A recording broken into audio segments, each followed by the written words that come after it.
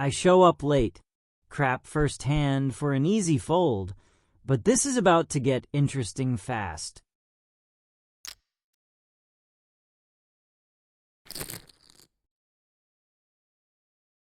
Lancaster goes all in. Betty Joe with the call. Lancaster is going to take this one with his pocket jacks. Now, I just need to get me some of those. About 5 hands later, I finally get something worth fighting for. Ace queen offsuit, worth a little raise. It goes around, which I appreciate. Flop is objectively terrible for me, but since I raised pre-flop, I figured I might bluff people off. Lang raises. Probably has a king. I call thinking I can maybe bluff him into thinking I have kings full. The table lets us be. I go weak, and then make a very silly call with one out. It hits. I'm a genius, and clearly the better poker player. Lang goes all in after me, without the full house, and I've doubled up. After a bunch of hands and a table change, I get my first pre-flop pair. 10-10. I think of tens as face card beaters. Raise pre-flop, and continue the bet if no face cards show.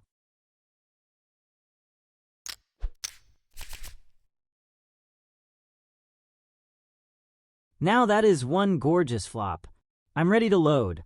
SR does it for me. Now, he could have hit trips, but I think in that case he goes all in. I push him to get there. Pocket nines is a rough break. I think about how our roles could have been reversed, but then remember that I'm just that much better at poker. I'm so good at poker. The next hand, I immediately pick up another ace-queen. I put in just a small raise, but the table is no longer feeling so hot. They fold around, leaving me to rethink my bet sizing. Now here is a silly hand. I pull ace-8 offsuit. Enough to call. Ace of Dave raises big. Pocket pair, maybe? I call hoping I can bust him with my ace. Though at least you can tell I was thinking of being smart.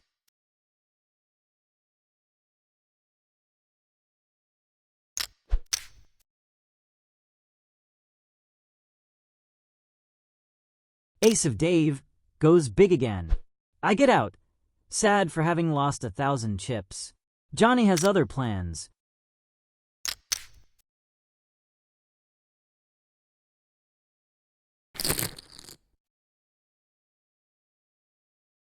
Dave goes all in with 8-9, but he is not good enough at poker to get the straight. This won't be the last we'll see of Johnny. Now I'm upset that I lost those 1,000 chips, especially scared off with an 8-9. I'm looking for any set of cards I can go wild with, and get it with Queen Jack of Hearts. Kapipi raises to 700. He clearly wants to play. I put him all in. Pocket sevens. We have about 50-50 equity, but I am the better poker player.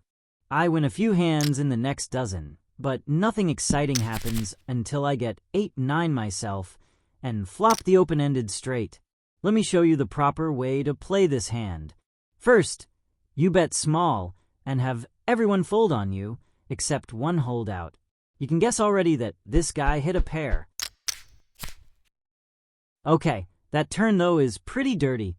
We'll bet small again, so as to not scare him off. He needs to think we also have a pair. And the flop is even dirtier. At this point I decide to go big and pray he has 3 tens, but not full. But I totally miscalculate and leave him with some chips. So, generous of me. The generosity pays off down the line and allows me to take on my true form as a killer goose. I start by eliminating Duchess with jacks.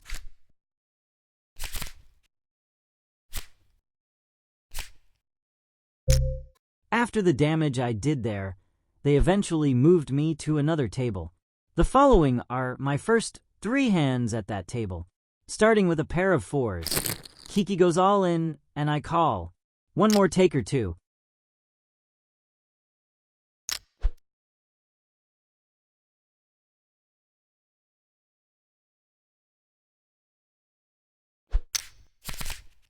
The flop is a dream, giving me triple fours.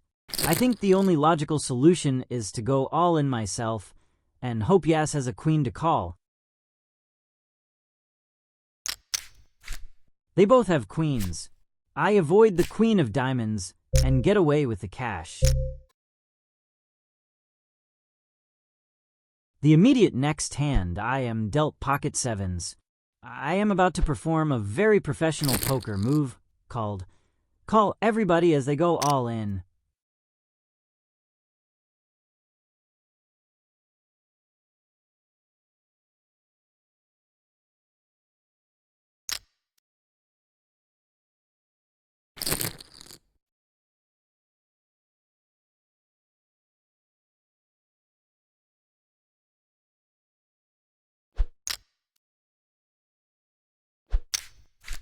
They do not have pairs, and that makes me very happy.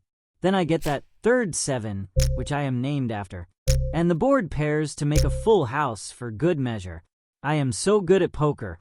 My third hand at the table may not have had as large of a pot, but the emotional damage was surely greater. I eliminate 2 more players and end up 1 card away from a royal flush. At this point, I can just coast to the final table. One of the first hands at the table, and I pick up pocket 2s. Doug decides to take it all in, probably looking to double up his odds of getting far. Definitely worth trying to get the knockout with the pair. I guess we'll see if I'm really good at poker or just a fraud here. Looks like I'm pretty good. Now here is a silly one where I call 2 opponents all in with ace-9 of spades. Can I make the flush? Or am I just that bad at poker?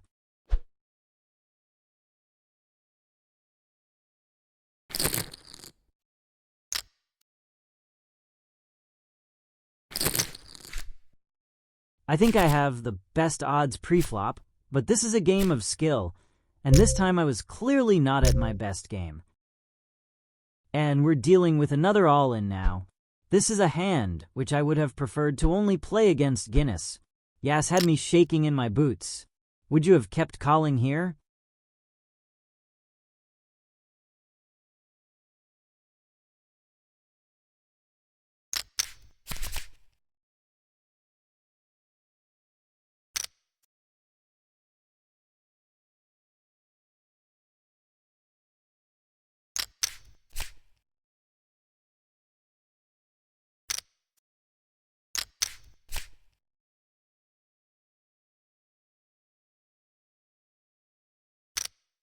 The moment he flipped his cards was the moment I knew he didn't have the king.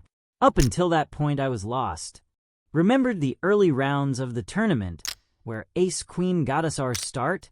What a silly callback. Surely that is a sign, right?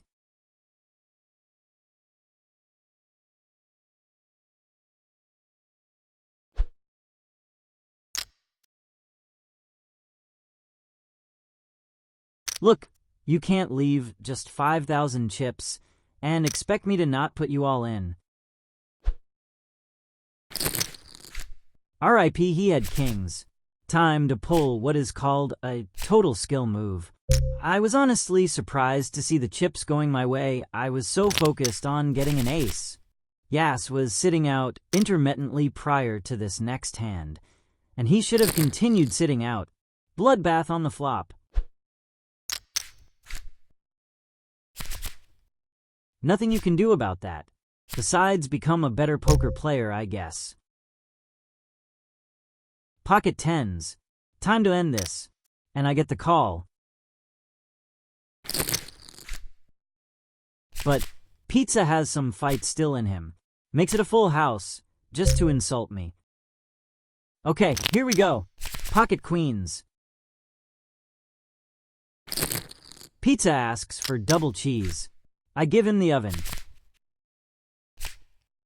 GG's, that was intense. Now time to chill.